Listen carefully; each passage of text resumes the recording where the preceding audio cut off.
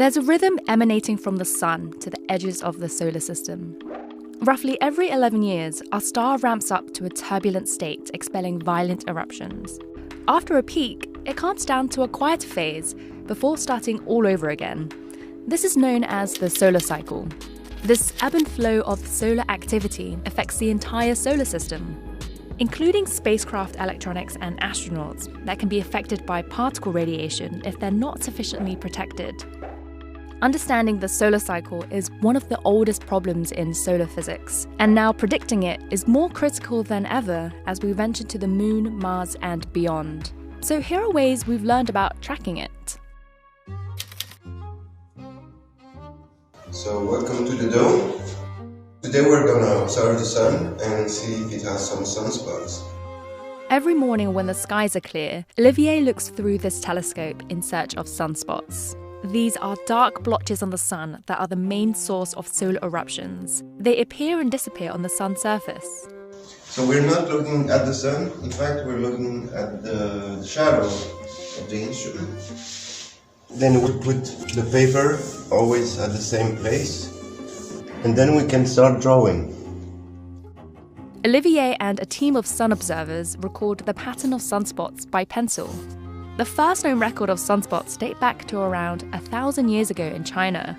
After the invention of the telescope in the 17th century, routine observations were made. Today, sunspot drawers still use the same technique. While we've created satellites that can see the sun in much more detail in recent decades, drawing by hand keeps the centuries-long record consistent. The sunspot number record goes back farther than any other instrument, allowing scientists to analyze the sun's behavior over many solar cycles. Sunspot numbers are collected from observatories around the world and are averaged.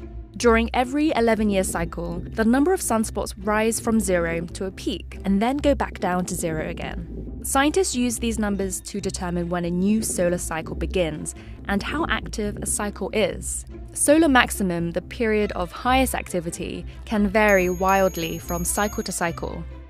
The more sunspots there are, the higher the frequency of solar storms of all types. Some that create aurora, and some that can affect power grids on Earth. But sunspot number isn't the only indicator we see. These numbers are often combined with other signs. At the beginning of each cycle, sunspots appear on the sun in the mid-latitudes for a brief few hours to days. At solar minimum, there are often days without any spots at all. As the sun becomes more active, sunspots form closer to the equator and can stick around for weeks to months. These sunspot patterns give clues to what drives the solar cycle, the twisting of the sun's magnetic field. Like Earth, the sun has a magnetic field with a north and south pole. But unlike Earth, the sun's magnetic field becomes extremely complex. This is because the sun is made of plasma, a charged gas that generates electric currents. As the sun rotates, plasma around the equator moves faster than near the poles, causing the magnetic fields to become stretched, elongated, and then twisted. Then kinks in the magnetic fields burst through the surface as sunspots larger than the size of Earth. As the solar cycle unfolds, more sunspots appear and the magnetic field becomes more tangled. At the peak of the solar cycle, the sun's magnetic field flips. The North Pole switches to the south and vice versa. The cycle then ramps down, ready to start a new cycle. Scientists can eventually see the result of this flip inside sunspots using satellites. This black and white image of the sun shows the magnetic field on the surface. Most sunspots appear in pairs. Like a magnet, one side is positive and the other is negative.